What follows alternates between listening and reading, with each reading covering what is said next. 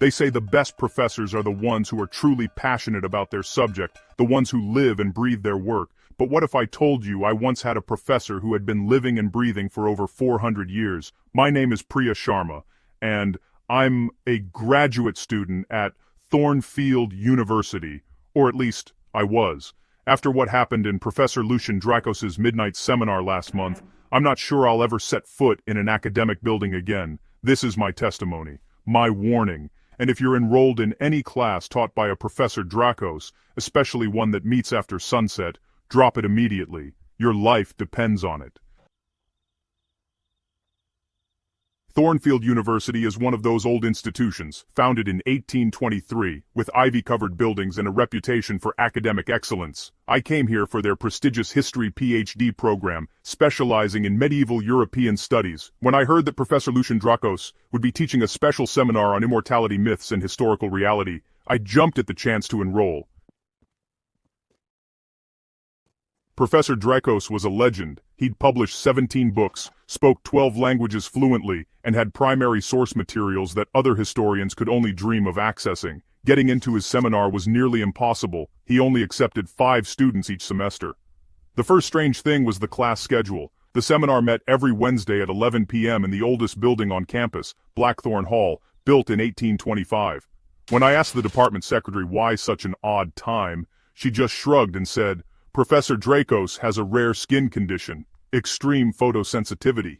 He can't be exposed to any sunlight whatsoever." That should have been my first warning, but I was too excited about the opportunity to question it. The first night I walked into that seminar room, I understood why students were so captivated by him. Professor Drakos was mesmerizing. He appeared to be in his early 40s, with sharp, aristocratic features, pale skin, and deep-set eyes that seemed to glow in the dim candlelight. Yeah, candlelight, because he claimed fluorescent lights triggered his condition. He wore expensive, old-fashioned suits that looked like they belonged in a different century. His accent was impossible to place, a mixture of Romanian, French, and something far older. "Welcome, my chosen students," he said, his voice rich and hypnotic. "You are here because you seek truth. Real truth, not the sanitized versions found in textbooks. I will teach you history as it actually happened because He paused, smiling slightly, "have access to sources no other historian possesses." He gestured to the ancient texts lining the walls, manuscripts that looked impossibly old, some written in languages I didn't recognize. That first class was incredible. He spoke about the Byzantine Empire with such vivid detail, describing palace intrigues, battles, and political machinations as if he'd witnessed them firsthand. He quoted conversations between emperors and generals that weren't recorded in any historical document I'd ever read. When I asked him about his sources, he simply smiled and said, "First-hand accounts, Ms. Sharma, the most reliable kind." 3 weeks into the semester, Professor Drakos made an announcement that, honestly, changed everything. "I've been impressed with your dedication," he said, those dark eyes scanning each of us. "Therefore, I'm extending a rare invitation. My private archives, housed in the basement of Blackthorn Hall, contain documents that could revolutionize your research. I will grant each of you individual access, one night at a time. Who would like to go first?" James volunteered immediately, of course. He was working on a thesis about medieval warfare and, well, he was practically salivating at the opportunity.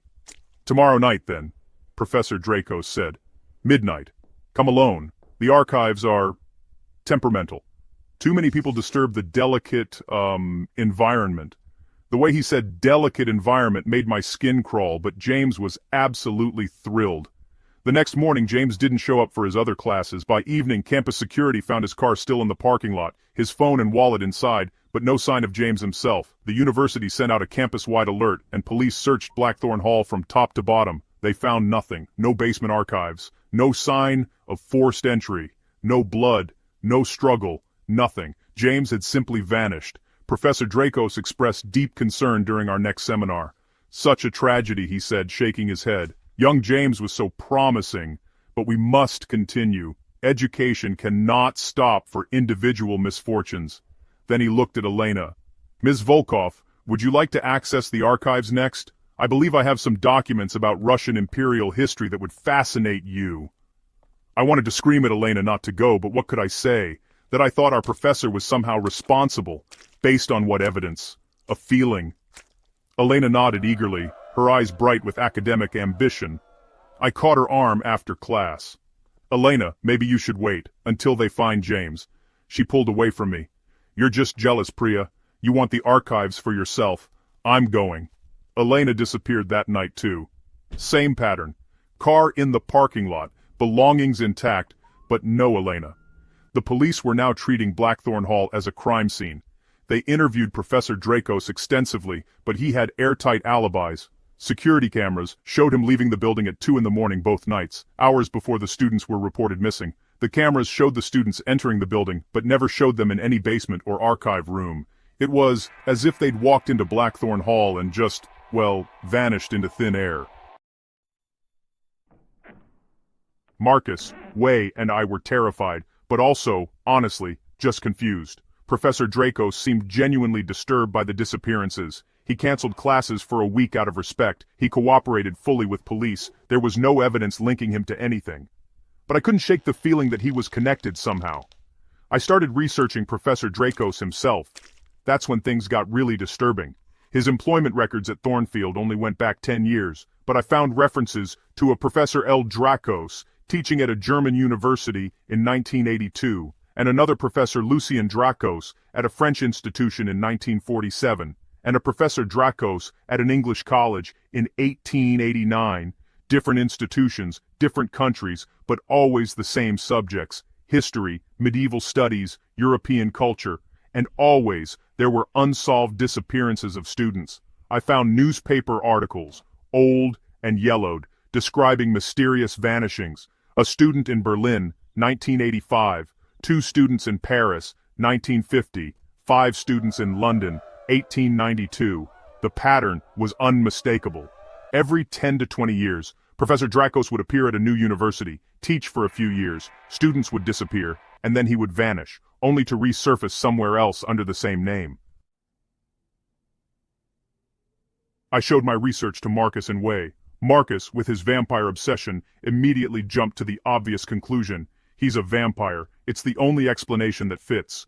The night classes, the photosensitivity, the cold skin, no mirrors, the age, the disappearances, it all fits the classical vampire mythology. Wei was skeptical. Vampires aren't real. There has to be a rational explanation. But even he couldn't deny that something was very wrong. We decided to investigate Blackthorn Hall ourselves, during the day when Professor Dracos wouldn't be there. We broke into the building using Wei's student keycard and searched every floor. We found the door to the basement. It was hidden behind a bookshelf in Professor Dracos' office, locked with a mechanism that looked centuries old. Marcus, who'd been studying lockpicking as a hobby, managed to open it after 30 minutes. The smell that wafted up from below was indescribable. Old blood, decay, and something else. Something ancient and wrong. The stairs descended into absolute darkness.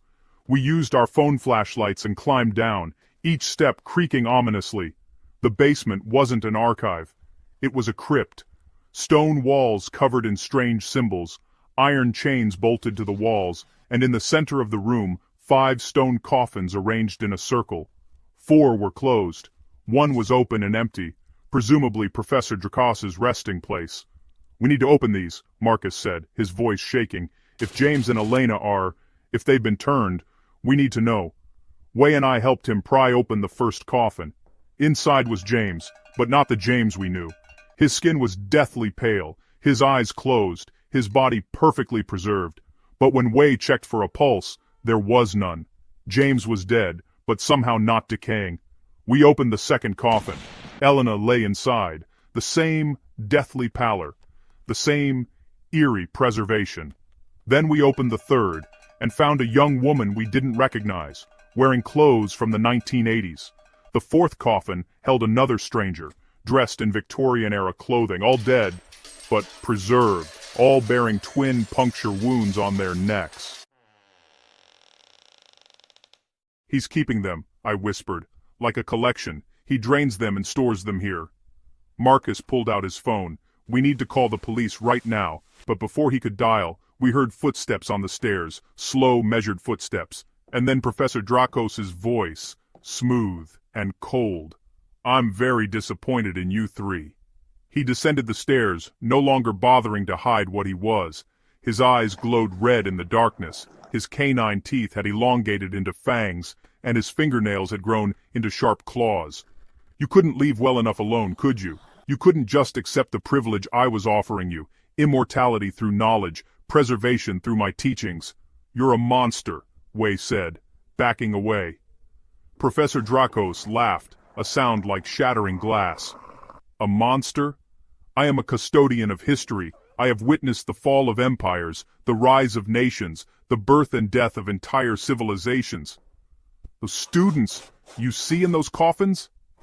They are my prized pupils, preserved forever in their youth, their minds filled with knowledge I personally imparted. They are immortal now, in a way.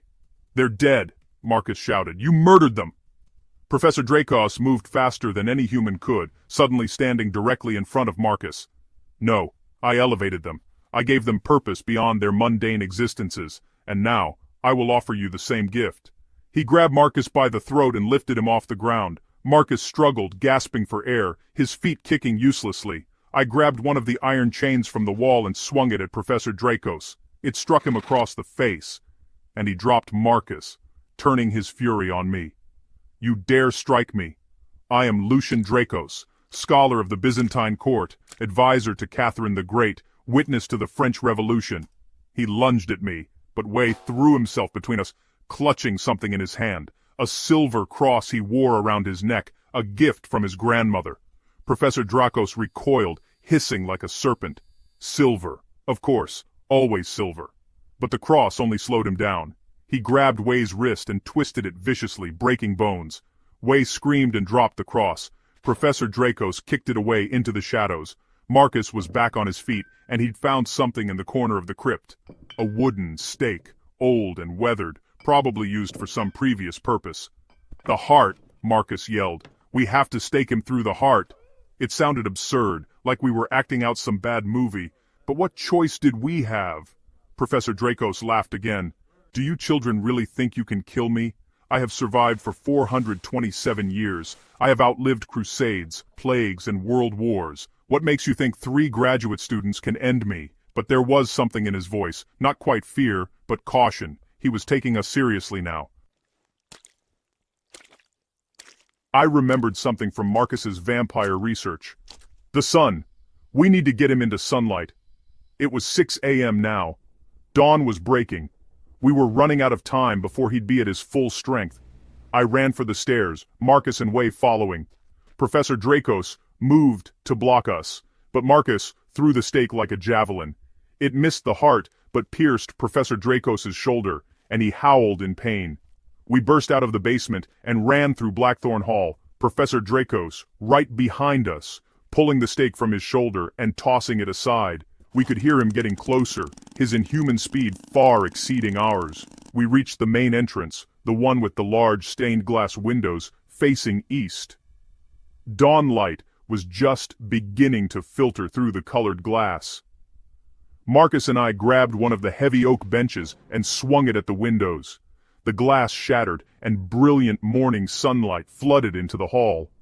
Professor Drakos, who had been mere feet behind us, screamed and tried to retreat, but Wei, despite his broken wrist, had tackled him from behind, holding him in the light.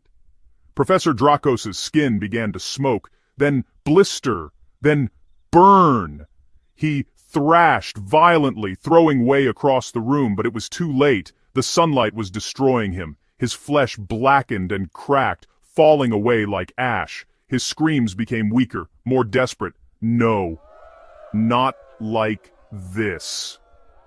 427 years. I have so much more to teach. And then he crumbled, his body disintegrating into dust and old clothing. The police found us there, covered in dust and blood, trying to explain the impossible. They found the basement crypt, the bodies in the coffins, and the remains of Professor Lucian Drakos. The university tried to cover it up, calling it a tragic incident involving a mentally disturbed faculty member. But those of us who were there know the truth. James and Elena and the others, they were given proper burials. The The university demolished Blackthorn Hall the following month, claiming structural issues. They sealed all of Professor Drakos' records, his publications, his mysterious archives. It's like they want to erase any evidence he ever existed. But I can't erase the memory. I can't forget the way he moved, the hunger in his eyes, the centuries of knowledge and predation. Sometimes I wonder how many other Professor Drakoses are out there, teaching at universities around the world, hiding in plain sight, using academic prestige as camouflage for their hunting grounds. So, if you're a student, any student anywhere, be careful. If you have a professor who only teaches at night, who claims photosensitivity, who seems to know too much about history, who offers private access to materials no one else has seen, be very, very careful. Ask questions, do research, trust your instincts, because the most dangerous predators are the ones who appear civilized, educated, refined, the ones who offer you exactly what you want most, the ones who promise to elevate you, to make you special, to give you access to forbidden knowledge. This is Priya Sharma, formerly of Thornfield University, signing off. Stay vigilant, stay safe, and never, ever take a midnight seminar with a professor you can't find in any database before the last decade. Because some teachers don't want to educate you, they want to consume you, and they've had centuries to perfect their method.